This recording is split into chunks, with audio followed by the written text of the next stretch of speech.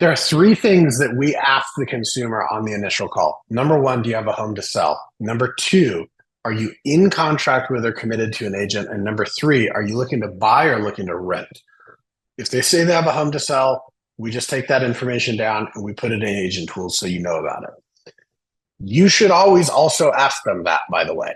They don't immediately always volunteer that for us. The law of large numbers says that 2 out of 3 people that you meet are not first time home buyers, meaning that they may have a home to sell. So you should ask that question every time. Number two, are they committed to or in contract with an agent? If they tell us, yeah, I have an agent I'm working with, we will have one time try to objection handle that. We will say, oh, so you have a signed contract with that agent. If they say yes, we're done, just like you would be done. We do not push anymore. If they say no, I have not signed a contract, and we'll say, oh, interesting.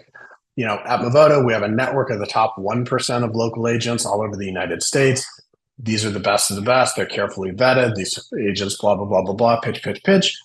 Would you be open to a second opinion and to meeting one of these agents and potentially working with them? If they say yes, we're sending them, we're teeing you up, and they've agreed to at least meet you, and they've told us they're not in an agency relationship, contractual agency relationship with another agent.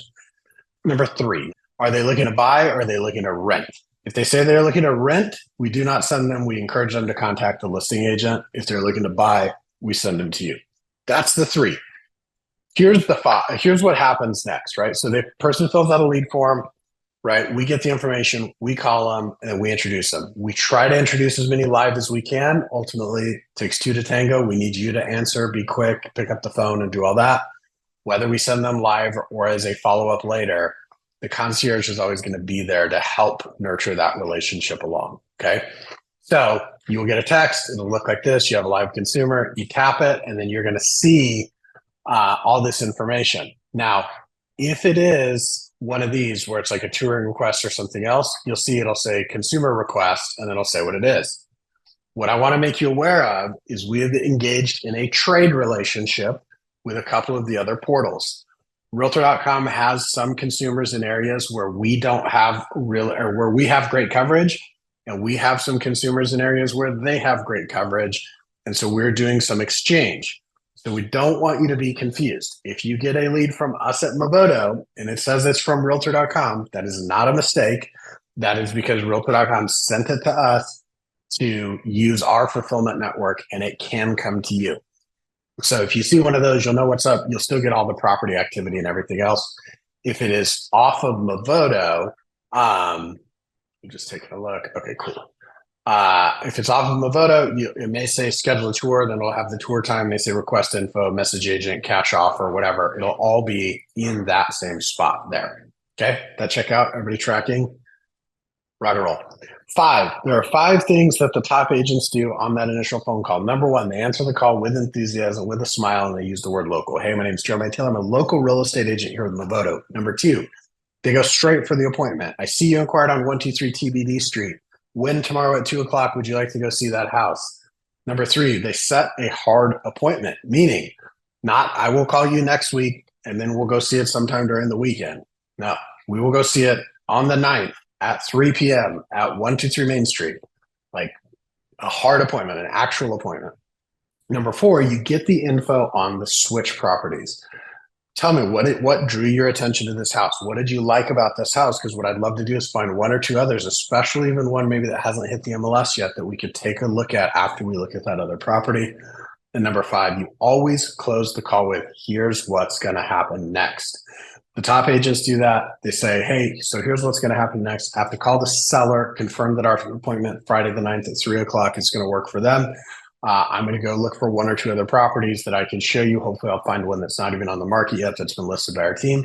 And I look forward to meeting you then. I will call you within the next couple hours to confirm the appointment. Super simple. Always close with here's what's going to happen next. Okay, that's the 5. Now, in that call, there's a call scorecard. We share this with your teams. We share the call recordings with you guys. Please use those. These are super valuable, okay? When you call that customer back, when the 5 is done really well, you are typically not going and looking to see if the property is actually available for that time, et cetera, on the call. I don't care how good you are. If somebody says, I'm interested in 123 Main Street, I say, great, when's a good time to go see it? And they say tomorrow at 2. And I go, oh, just kidding. Sorry, it's sold. Well, tell me what you liked about that property and let me see if I can find you another one. You ain't getting that conversation back on the rails, friends. I am sorry. It just doesn't work that way. Like, I don't care how good you are. You're not getting that back on the rails. Set the appointment. Great. I'm going to go check if it's available. I will call you back. You're just simply giving yourself time to go do your research, come up with some switch properties, and then you can call back once you're fully prepared. Okay. So when you call them back, there are 3 things that can happen. Number 1, great news, property's available. Let's go tomorrow, 3:00. I'll see you there. Thank you.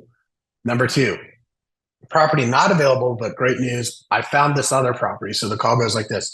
Hey, Adelina, it's Jeremiah. We have an appointment tomorrow to see 123 Main Street at 3:00. Calling you back. Actually, we're going to start our tour at 345 Main Street. It's a really great 3-bed, 2-bath, same floor plan, actually just flipped from the one you saw. Our team just listed. It's not even on the MLS yet. I'm really excited to show it to you. Afterwards, we can go take a look at 123 Main Street. Or, it turns out 123 Main Street already has an offer that they've been working through, and I think you'll like this other one better anyway. So we'll see you there. That's the switch property.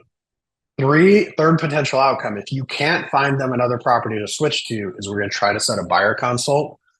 I like to use my good news, bad news script, which is, hey, Akash, it's Jeremiah. We have an appointment to go see the property tomorrow at 3:00, and I'm calling you. I've got good news and bad news. Bad news first.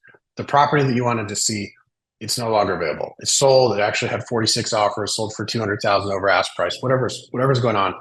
And that's really common, Akash, because you see the best properties sell fast, and they often have a lot of competition like that. Here's the good news. Now that you've met me, this is the last time this is going to happen.